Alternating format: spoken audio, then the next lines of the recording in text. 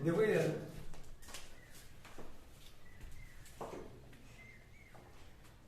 पहला चित्र है त्रिकोणमिति से संबंधित त्रिकोणमिति का परिचय, ठीक है ना।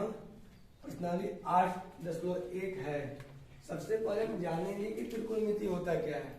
तो त्रिकोणमिति का मतलब ये होता है, देखो यहाँ से समझ सकते हो, ट्राई का मतलब होता है तीन, क्या होता है तीन। गौन का मतलब होता है भुजाएं, और मेट्री का मतलब क्या है मापना। यानी कि अगर तीनों को हम मिला दें तो हम कहेंगे कि तीन भुजाओं के या तीन कोणों को अगर मापने की जो क्रियाएं होती है उसका कहते हैं हम त्रिकोणमिति कहते हैं। और ये तीन भुजाएं किस में आती है, तीन कोण किस में आते हैं, त्रिभुज में आते हैं, और कोई फिगर में नहीं आता है। यानी त्रिभुज ही एक ऐसा फिगर है जिसमें आपको तीन साइड दिखेंगे, तीन एंगल दिखेंगे और तीन वर्टेक्स दिखेंगे। बात समझ में आ रहा है कि नहीं आ रहा है? जैसे आप यहाँ पर देख सकते हो स्पष्ट इस डायग्राम में, मान लो बी है, ए है, क्या है सी है, ये नंबर है, और यहाँ पर मान लो थीटा कोण बनता है, ठीक है ना। तो यह क्या है, त्रिभुज है, क्या है त्रिभुज है। और त्रिभुज है तो इस त्रिभुज में देख रहे हैं कितने साइड्स हैं, एक दो और तीन। बात समझ में आ रही? जब भी त्रिकोणमिति की बात की जाए तो आपके दिमाग में एक फिगर हमेशा आना चाहिए कि त्रिकोणमिति हमेशा त्रिभुज के अंदर ही लागू होते हैं। जो त्रिकोणमिति है वो हमेशा किस फिगर में लागू होते हैं, त्रिभुज में ही लागू होते हैं। और किसी फिगर में हम त्रिकोणमिति के अनुप्रयोग या उसके फार्मूले को अप्लाई नहीं कर सकते हैं। समझ आ रहा है? यानी कि त्रिभुज में ही हम त्रिकोणमिति के सारे नियम, सारे फार्मूले अप्लाई करते हैं। बात समझ आ रहा है? क्योंकि त्रिकोणमिति का मतलब होता है तीन भुजाएं और उसका मापन। तीन भुजाओं को मापना, तीन कोणों को मापना। बात समझ आ रहा है? अगर ऐसा करते हैं तो हम उसे क्या बोलते हैं, त्रिकोणमिति। बात समझ आ रहा है? और ये किसमें अप्लाई होता है, त्रिभुज में। किसमें अप्लाई होता है, त्रिभुज में। बात समझ आ रहा है? अब आइए, जब अब सबसे बड़ी बात ये होती है, त्रिभुज कई प्रकार के होते हैं। त्रिभुज कई प्रकार के, आप कक्षा 9 में पढ़ चुके हैं कि त्रिभुज कोण के आधार पर तीन होते हैं और भुजा के आधार पर तीन होते हैं। तो आखिर किस त्रिभुज की हम बात त्रिकोणमिति में करेंगे इस कक्षा 10 के अध्याय 8.1 में। तो हमको अगर सिलेक्ट करने की बात आएगी तो सबसे पहला हम समकोण त्रिभुज सिलेक्ट करेंगे। कौन से त्रिभुज सिलेक्ट करेंगे, समकोण त्रिभुज। कौन से त्रिभुज की बात करेंगे हम, समकोण त्रिभुज। समकोण त्रिभुज की हम बात करेंगे। समकोण त्रिभुज में क्या होता है, ध्यान दो। समकोण त्रिभुज, समकोण त्रिभुज में एक कोण कितने अंश का होना चाहिए, उससे हम क्या बोलते हैं, समकोण त्रिभुज। बात समझ रहा है? यानी कि कह सकते हैं हम कि कक्षा 10 के त्रिकोणमिति के परिचय में हम सिर्फ समकोण त्रिभुज की बात करेंगे। किस त्रिभुज की बात करेंगे, समकोण त्रिभुज की बात करेंगे, ठीक है ना।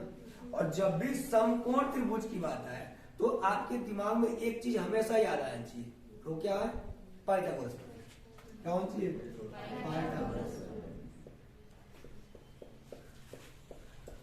पाइथागोरस,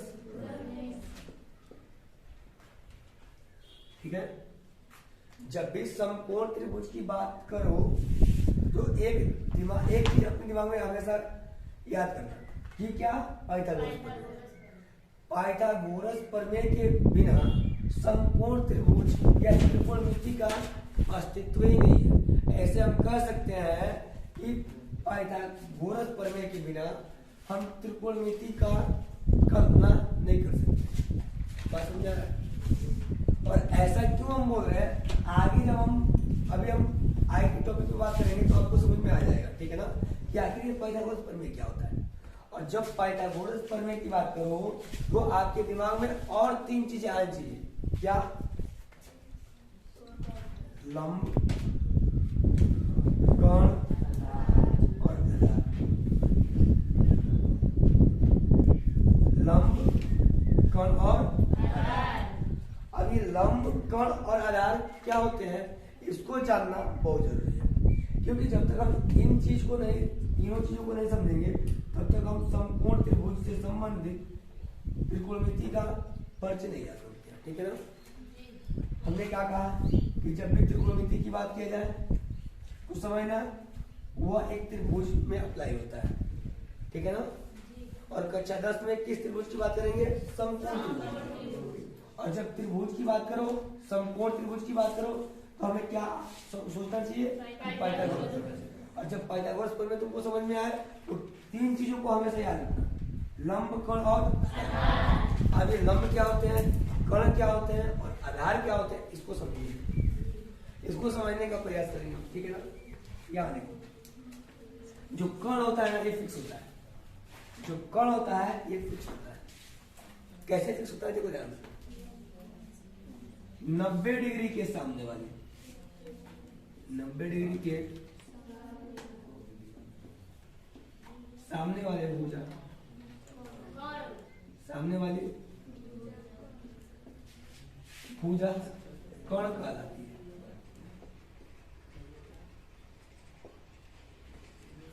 ठीक है। हमने अभी एक बात तुमसे बताया कि कण क्या होता है, तो कण फिक्स होता है। 90 डिग्री के सामने वाली जो भुजा होती है क्या होती है? कण। क्या होती है? कण। ठीक है। ये हमेशा आप याद रखोगे, 90 डिग्री के सामने वाली भुजा क्या होती है? अब इसमें 90 डिग्री कौन है डाल दे। ठीक है। इसके सामने वाली भुजा क्या हो गई? यहाँ पे हम क्या ले सकते हैं? कोई दिक्कत? उसके बाद लंब क्या होता है? लंब ध्यान दो, जो लंब है ना जिस कोण के सापेक्ष हम बात करते हैं, जिस कोण के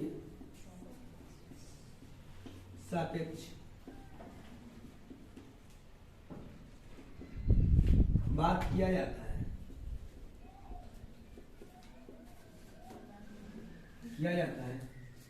उसे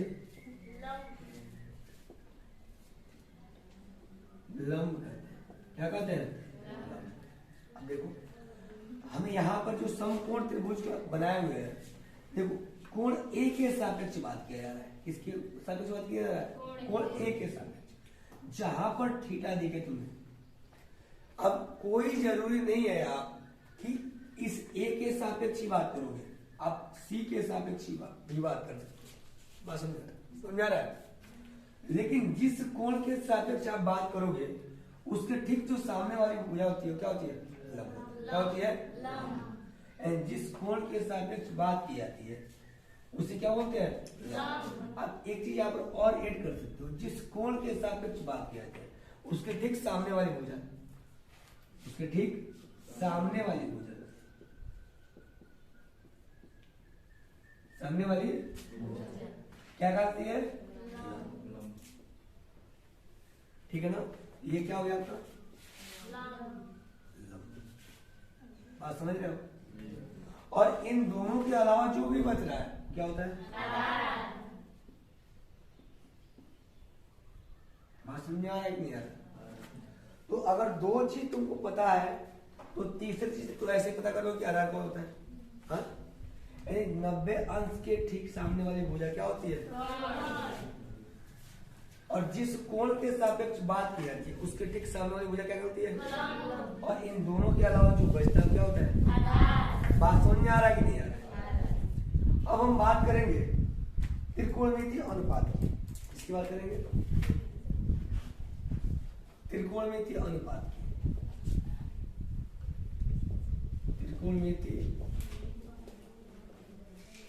अनुपात अगर अंग्रेजी में बोले हैं हम बोल सकते हैं ट्रिग्नोमेट्री, ट्रिग्नोमेट्री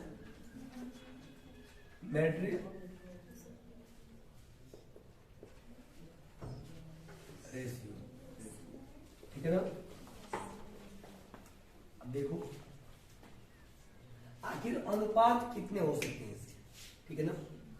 त्रिकोणमितीय अनुपात कितने हो सकते हैं? तो अनुपात का मतलब ये हुआ कि कर्ण संबंधी लंब, हाँ? फिर कर्ण संबंधी आधार, लंब संबंधी आधार, लंब संबंधी, बात समझ में आ रहा है कि नहीं आ रहा है? आधार संबंधी लंब और आधार संबंधी कर्ण, ये इसका अनुपात हुआ, ये अनुपात हुआ जी। तो हम क्या लिखेंगे यहाँ पर? जब भी अनुपात की बात करें तो हम क्या लिख सकते हैं?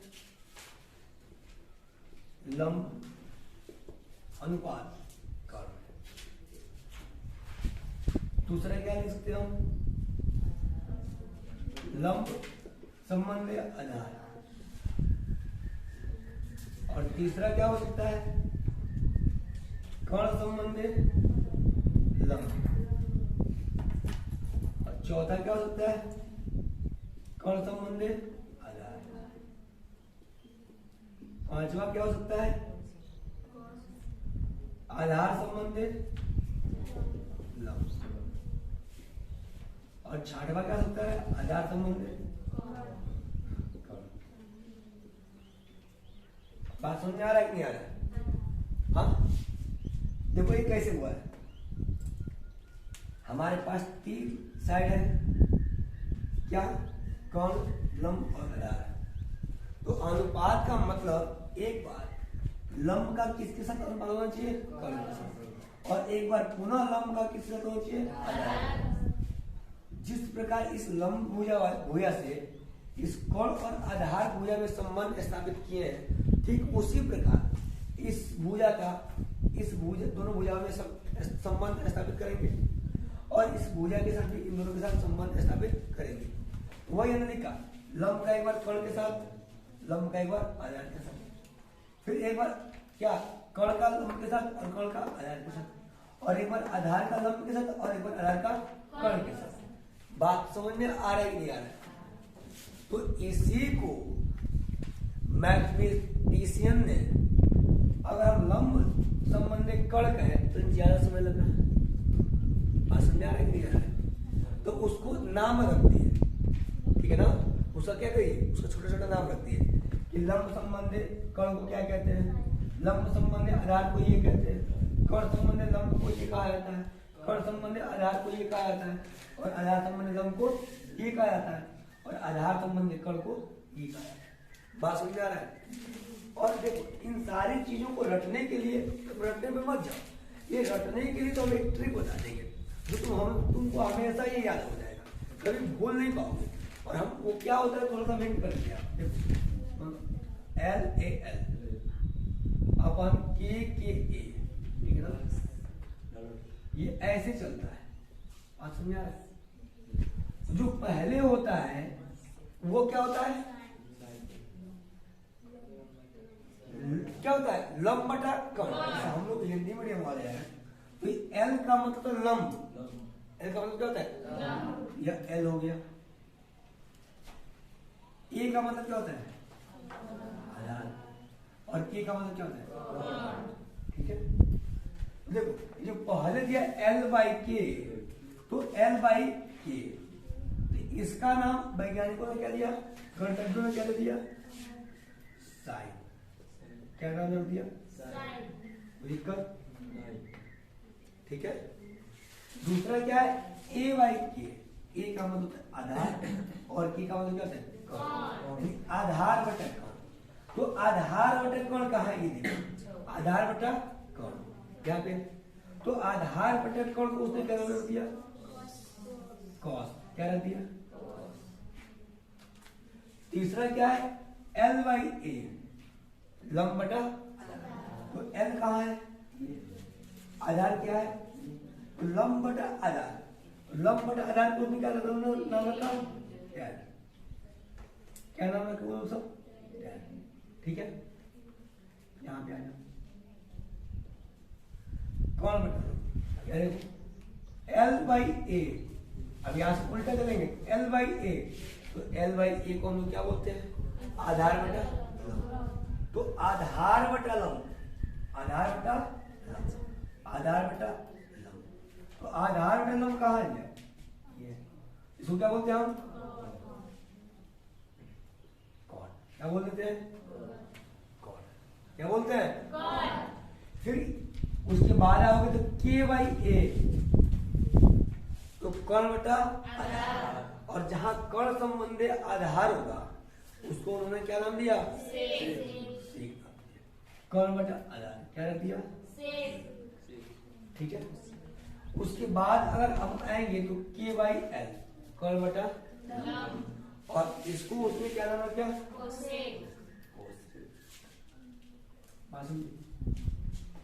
अब देखो, अब तुम खुद सोचो कि लंब संबंधी कर्ण या साइन, इन दोनों में आसान कौन है? साइन। बोलने में भी देख रहे हो, लंब बटा आधार, लंब संबंधी आधार मतलब tan, कर्ण संबंधी लंब का मतलब क्या? कोसेक, और कर्ण संबंधी आधार का मतलब क्या? सेक। आधार संबंधी लंब का मतलब कॉट, और आधार संबंधी कर्ण का मतलब क्या है? एक्चुअली इसको साइन, टेन, कॉस, कॉसेक, सेक, कॉट, कॉस नहीं बोलते हैं। इसके साथ में जिस कोण का मान, अगर यहाँ पर कोण ए लिए हो, यहाँ पर देखो sine A, sine tan A, cosec A, sec A, tan A, cot A और सेक, कॉस ए, ठीक है ना? अगर थीटा यहाँ पर दिया हो, यहाँ पर क्या होगा? Sine theta, tan theta, cosec theta, sec theta, cot theta, cos theta. समझे? मतलब जिस कोण के बारे में बात कर रहे हो, साइन, टेन या सभी अनुपातों के साथ उस कोण को हम क्या कर देते हैं? ऐड कर देते हैं। समझे? ठीक है ना? अब हम इसको क्या करते हैं, गणितज्ञों ने क्या किया, ये सब पता करने के बाद इसको एक सिस्टम में रख दिया, मतलब सीक्वेंस में इसको रख दिया कि पहले कौन आएगा, फिर उसके बाद कौन आएगा, फिर उसके बाद कौन आएगा। ठीक है ना? तो उस सीक्वेंस को हम लोग देख लेते हैं कि सबसे पहले हम किसको लिखेंगे? साइन को लिखेंगे, कि टेन को लिखेंगे, कि कॉस को, कि सेक को, कि कॉट को, कि कॉस का। ठीक है ना? सबका एक सीक्वेंस होता है, ठीक है ना? एक सिस्टम होता है कि तुमको इसके बाद क्या करना है, इसके बाद क्या करना है। बात समझ में आ रहा है? ऐसा नहीं कि किसको भी कभी भी कर सकते हो, ऐसा नहीं है। हर चीज का एक समय होता है कि इसके बाद इसको करना है, इसके बाद इसको करना है। ठीक है ना? तो वैसे ही त्रिकोणमितीय अनुपात का एक सीक्वेंस में लिखा गया, और उस सीक्वेंस को हम देखेंगे। ठीक है ना? तो सबसे पहले किसका लिखा गया? साइन ए, फिर क्या होगा? कॉस ए, फिर क्या? टेन ए, फिर कॉट, फिर क्या? सेक ए, उसके बाद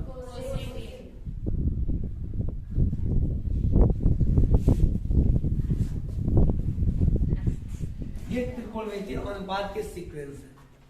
मतलब एक सिस्टम तरीके से त्रिकोणमितीय अनुपात को आप याद रख सकते हो कि पहले साइन ए होता है, फिर कॉस ए, फिर टेन ए, फिर कॉट ए, फिर सेक ए, फिर उसके बाद कॉस ए।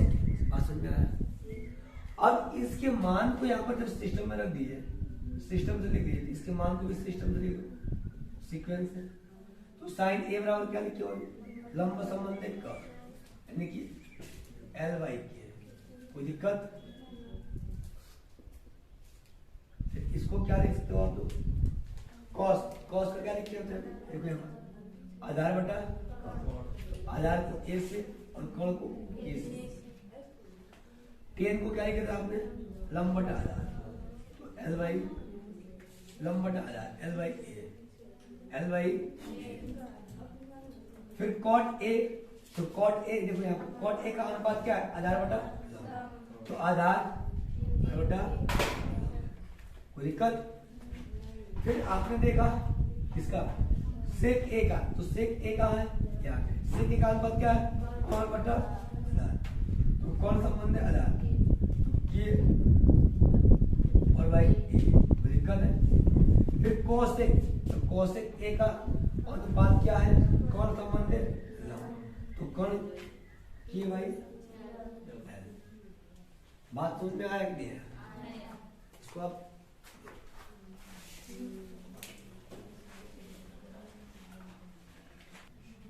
देखो, पहला एग्जांपल दिया है कि यदि tan a बराबर 4/3, तो कोण a के अन्य सभी त्रिकोणमितीय अनुपात ज्ञात कीजिए। मतलब tan a का मान 4/3 दे रखा है अनुपात, तो त्रिकोणमिति के अन्य सभी अनुपात, अन्य कितने बच गए? 5। उन पांचों अनुपातों को हमको बताना है। ठीक है ना? तो सबसे पहले क्या करेंगे, हम एक समकोण त्रिभुज बनाएंगे, और उस समकोण त्रिभुज में हम टेन ए के जो अनुपात दे रखा है उसको हम दर्शा देंगे, बाकी जो बचेगा उसको हम निकालेंगे किसके द्वारा, बात समझ में आ रहा है। आइए सबसे पहले हम क्या करते हैं, क्या देखो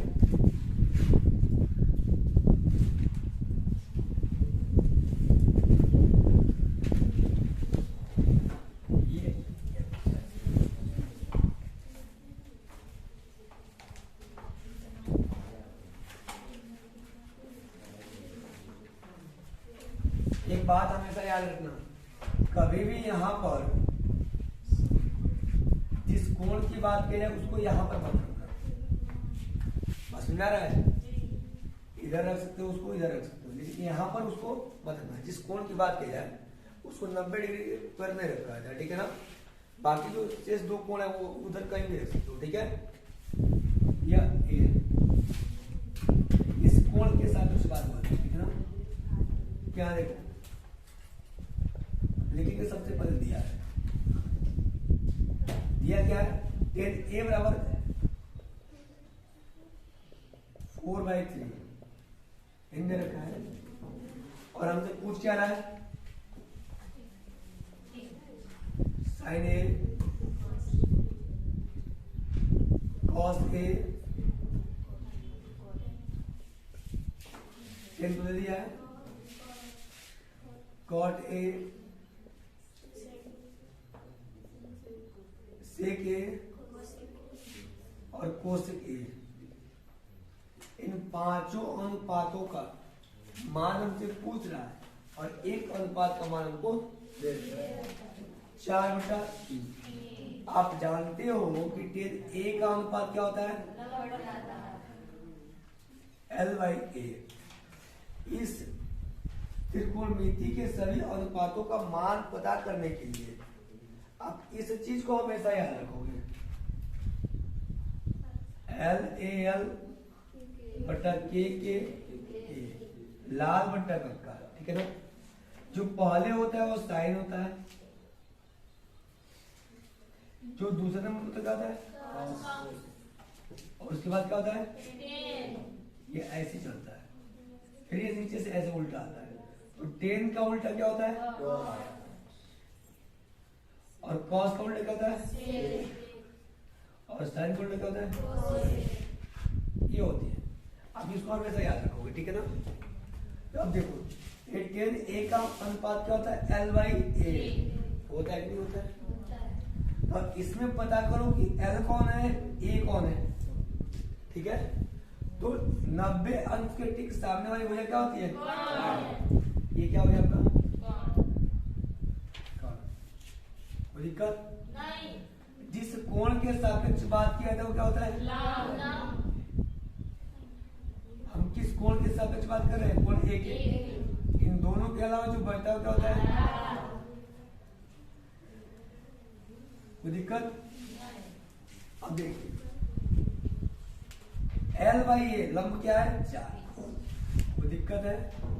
आधार कितना है, यानी हमको किसका मान निकालना है, कौन का मान निकालना है, बात समझ रहे हो। हाँ हमको किसका मान निकालना है।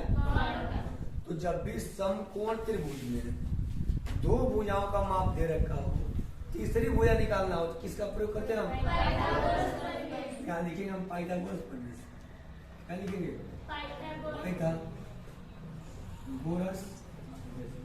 प्रमेय। तो पाइथागोरस प्रमेय क्या कहता है, कर्ण का स्क्वायर बराबर लंब का स्क्वायर प्लस, ये आप छोटे क्लास मतलब 7, 8, 9 में पढ़ चुके हैं, ठीक है ना, बात समझ रहे हो।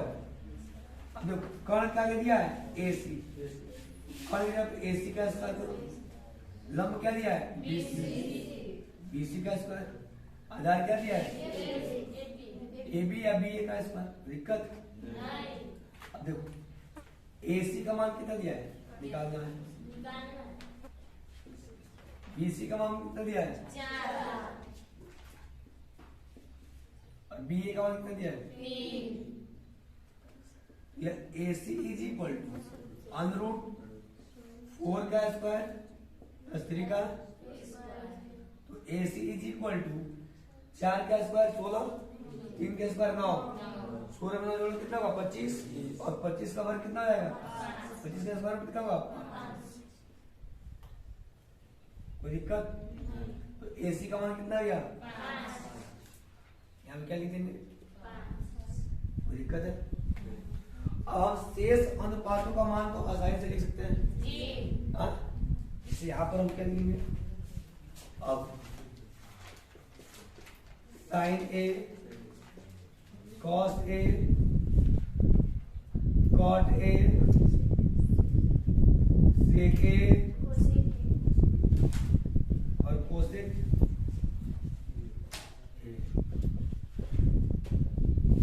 sin A क्या होता है L/K, cos A क्या होता है A/K, cot A क्या होता है A/L, sec A क्या होता है A/A, cosec क्या होता है A/L।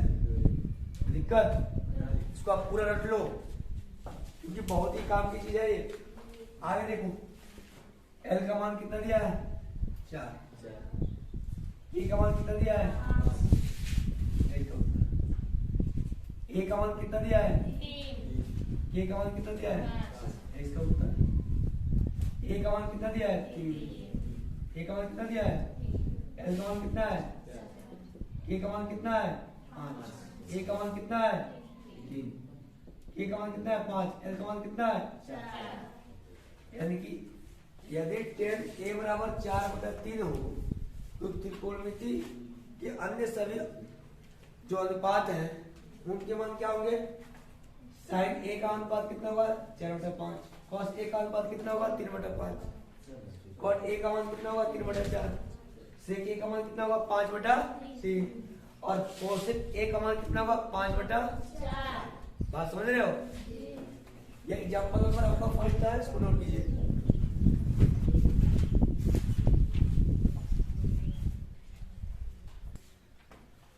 इधर देखिए त्रिभुज ABC लीजिए जिसका कोण C समकोण है, जिसमें AB बराबर 29 इकाई और BC बराबर 21 इकाई और कोण ABC बराबर थीटा। तो निम्नलिखित के मान ज्ञात कीजिए। किसका मान निकालना है हमको, cos square theta plus sin square theta बराबर कितना होगा, और दूसरा cos square theta minus sin square theta का मान कितना होगा। सबसे पहले तो हमें क्या करेंगे, समकोण त्रिभुज बनाएंगे। इसमें जो कोण C होगा वो क्या होगा समकोण, क्योंकि स्पष्ट दे रखा है कि जिसका कोण C क्या होना चाहिए। देखो ध्यान से,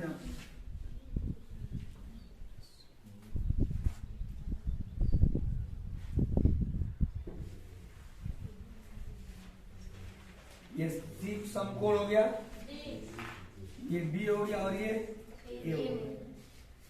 और है कि कोण ABC बराबर थीटा, मतलब जो बीच में होता है वही कोण माना जाता है। तो बीच में कौन है B है, यानी कि कोण B के सापेक्ष हम बात करेंगे। बात समझे कि नहीं समझे? कोण B बराबर कितना है थीटा है, ठीक है। तो हमने आपको बताया कि थीटा के ठीक सामने वाली वजह क्या होती है लंब। कोई दिक्कत नहीं। 90 अंश के ठीक सामने वाली वजह क्या होती है और इन दोनों के अलावा जो बचता क्या होता है। देखो हमें क्या दे रखा है उसको नोट करो। दिया है AB बराबर कितना है 29 और BC कितना दे दिया है 21, ठीक है ना। AB बराबर 29, AB का मान कितना दिया है 29, BC कितना है 21, हमको मान किसका निकालना है AC का। किसी समकोण त्रिभुज में दो भुजाओं का मान दिया हो तो तीसरी भुजा निकालने के लिए हम पाइथागोरस प्रमेय का प्रयोग करते हैं। लिखेंगे हम पाइथागोरस प्रमेय से।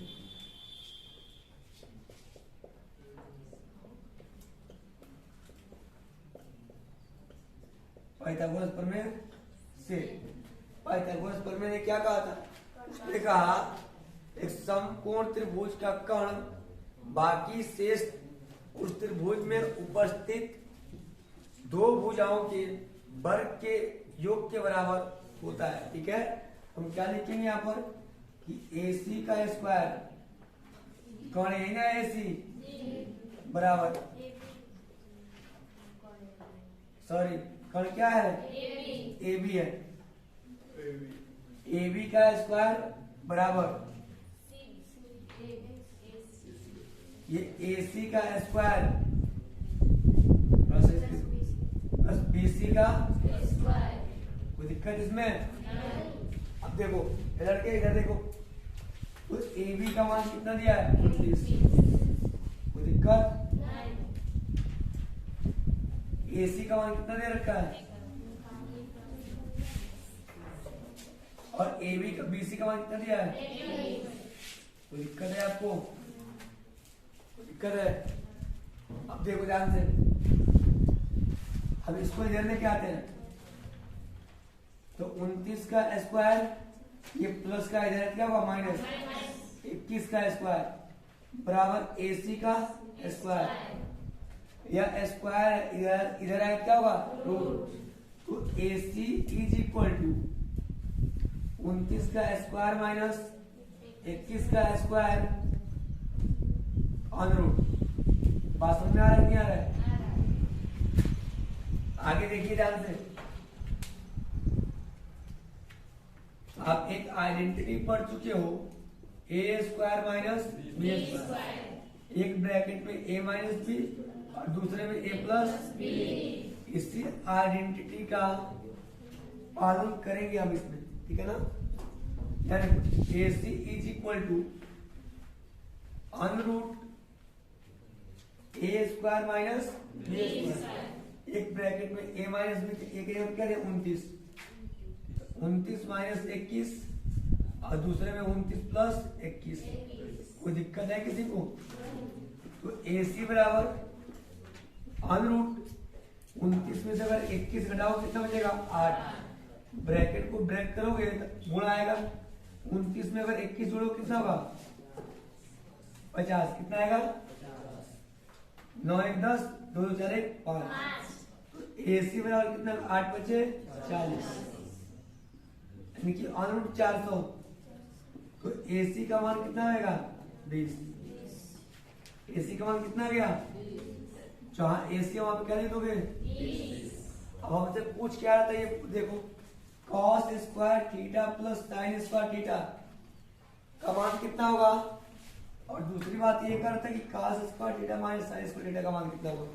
तो सबसे पहले cos थीटा का मान पता करो कि cos थीटा का अनुपात क्या होगा। तो आप जानते हो कि cos थीटा बराबर कितना होता है, देखो यहाँ से इस चीज को हमेशा याद रखने के लिए यही है, दिमाग में डालो, ये कितना हुआ साइन, ये cos और ये क्या हुआ tan, तो cos थीटा बराबर कितना होगा आधार बटा यानी a बाई के, क्या होगा, तो a क्या है इसमें देखो, आधार कौन है 21, कौन कितना है 29, दिक्कत है, तो cos थीटा का मान कितना गया 21 बटा, अब हमको किसका मान निकालना है साइन का, तो साइन का मान कितना हो जाएगा L बाई के, L का मान कितना होगा, देखो यहाँ पर L का मान कितना दिया है 20 और K का मान कितना दिया है। अब देखो साइन और cos का मान निकल गया ना, अब इनके मानों को यहाँ पर रख दो, देखोगे आप क्या, ध्यान दो, बात बिल्कुल कम करो, क्या लिखोगे cos square theta plus sine square theta बराबर cos का मान कितना दिया है 21 बटा स्क्वायर, इसका स्क्वायर करो, साइन का मान कितना दिया है 20 बटा, इसका भी स्क्वायर करो, 21 का वर्ग करो कितना जाएगा 29 का कितना जाएगा 841, वेरी गुड, इसका कितना जाएगा, इसका कितना जाएगा 841 और 841 का एलसीएम कितना होगा, कितना होगा 441 और प्लस कितना 400 जोड़ो कितना होगा 800 बटा कितना 800 कितने बार में कटेगा यानी कि cos square theta plus sin square theta का मान कितना गया पुनः हम cos स्क्वायर थीटा की जगह पे 21/29 रख देंगे और sin स्क्वायर थीटा का कितना रखेंगे 20/29 और इसमें इसको जोड़े है ना इसमें क्या कर देंगे पर मान आ गया कोई दिक्कत है इसमें नोट करिए।